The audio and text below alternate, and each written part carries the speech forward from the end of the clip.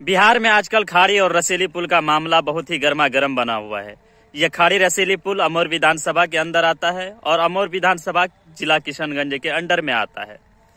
किशनगंज में खास करके यानी सीमांचल के हिस्से में ज्यादातर दबदबा जो कायम रहा है वह आरजेडी, जेडीयू, कांग्रेस का रहा है। यानी महागठबंधन का दबदबा सीमांचल में ज्यादातर रहा है। आजादी के बाद से लेकर अब तक सीमांचल के हिस्सों में महागठबंधन के लोग ही एमपी एमएलए रहे हैं। लेकिन उसके बावजूद भी किशनगंज के अंदर सिर्फ अमौर विधानसभा ही नहीं बल्कि और भी कई हिस्से हैं जिसके अंदर आजादी के 75 सालों बाद भी अब तक कई बुनियादी काम मुकम्मल नहीं हुए, क्योंकि वहां गरीब, मजदूर, मुसलमान की आबादी ज्यादातर वहां पर है।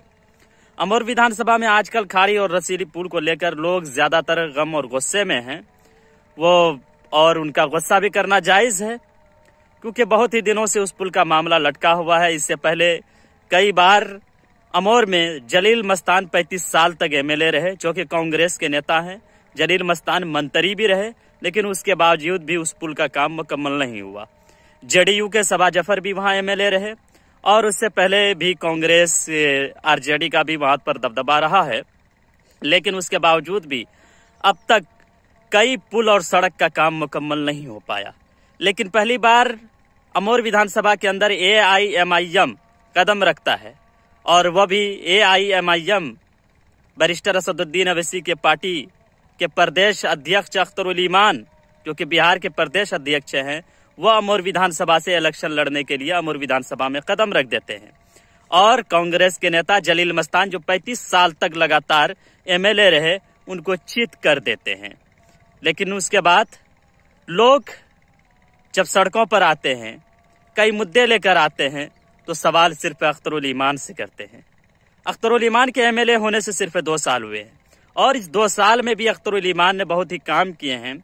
और हमने अपनी आंखों से देखा है कि बिहार विधानसभा के अंदर सिर्फ सदन में ही नहीं बल्कि सड़कों पर भी सीमांचल के मुद्दे को बेबाकी से उठाया है।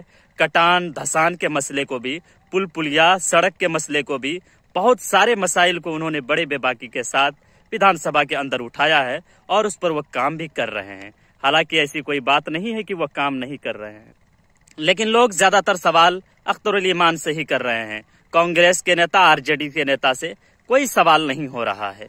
अख्तरुल ईमान एक ऐसे नेता हैं जो जनता के उस बीच पहुंचकर, उस भीड़ में भी पहुंचकर जनता की शिकायत को सुनते हैं, और जनता बेखौफ होकर अख्तरुल ईमान से सवाल भी करता है।